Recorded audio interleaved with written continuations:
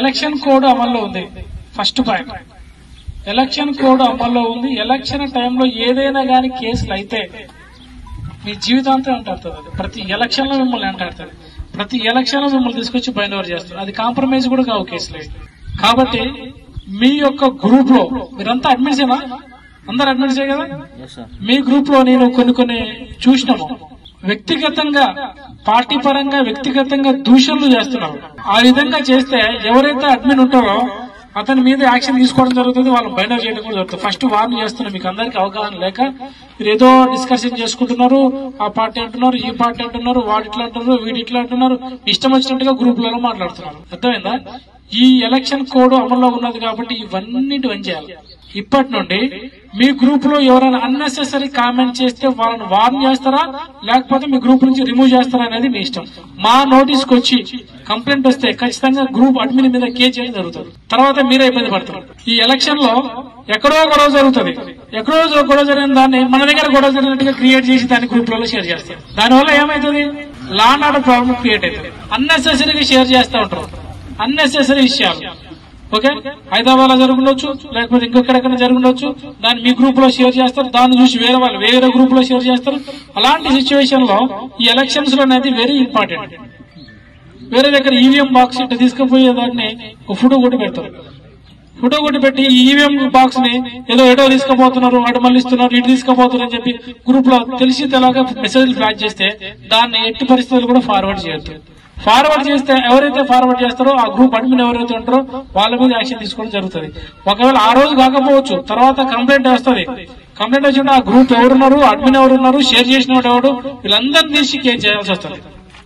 కాబట్టి మీ గ్రూప్ లో ఉన్నటువంటి మీ సభ్యులకి మీరు ఒక మెసేజ్ ఫ్లాష్ చేయండి.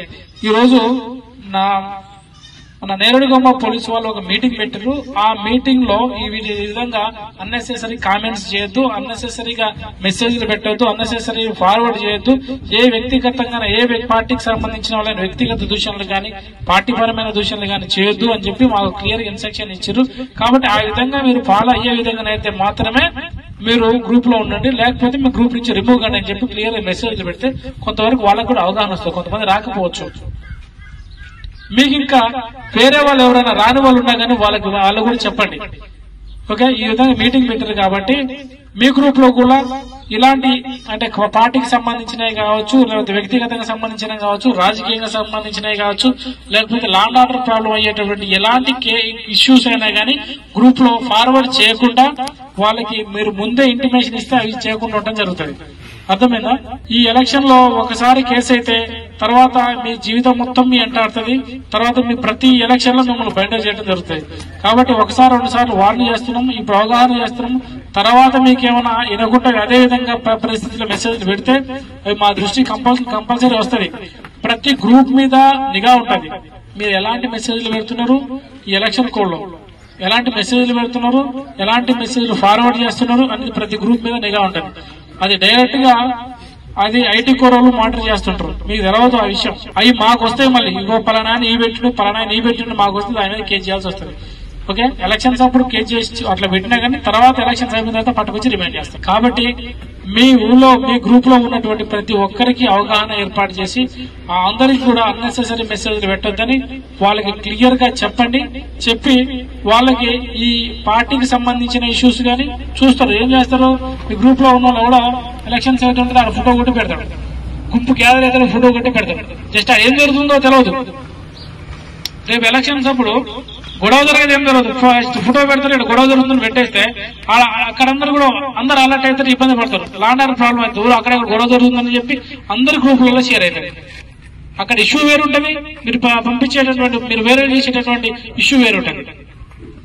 కాబట్టి ఏ మెసేజ్ నైనా ఫార్వర్డ్ చేసేటప్పుడు ఆలోచించి ఫార్వర్డ్ చేయండి. అది వాస్తవమా కాదా, దీన్ని ఫార్వర్డ్ చేయడం వల్ల ఎవరికి నష్టం జరుగుతుంది, ఎవరికి ఉపయోగం ఉన్నదని ఆలోచించేయండి.